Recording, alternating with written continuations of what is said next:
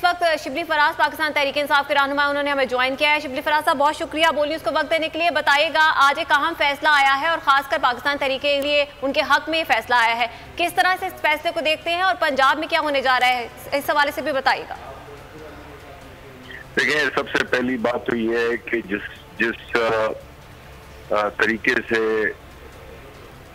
हमारे चेयरमैन इमरान खान ने लोटों के खिलाफ एक जिहाद शुरू किया और इस लानत से इस मुल्क की सियासत को पाक करने का जो अज़म किया था, आज उसकी ये पहली एक कामयाबी है।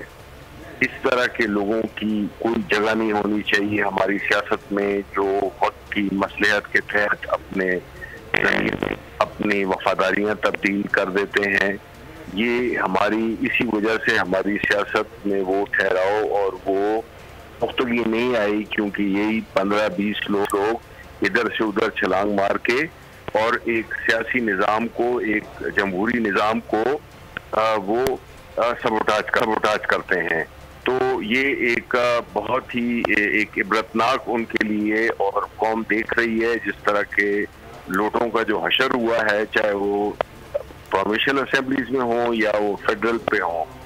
तो ये जो पार्टी के साथ गद्दारी करना, अपने वोटर्स के साथ गद्दारी करना, उनकी जो है तो ये एक आखिरी कील थी उनकी कफन में, वो ठोक दी गई है। अब जो है तो बड़े ही कम लोग ये काम करेंगे कि अपने वोट बेचें, अपनी वफादारियां तब्दील करें। ये उनके पूरे पाकिस्तान के उन लोगों के लिए ये मैसेज है जो कि इस किस्म के उसमें कारोबार में मुलविस होते हैं। ठीक है, बहुत शुक्रिया शिबली फराज साहब हमसे गुफ्तगू। सब्सक्राइब करें और बेल दबाएं ताकि कोई खबर रह न जाए।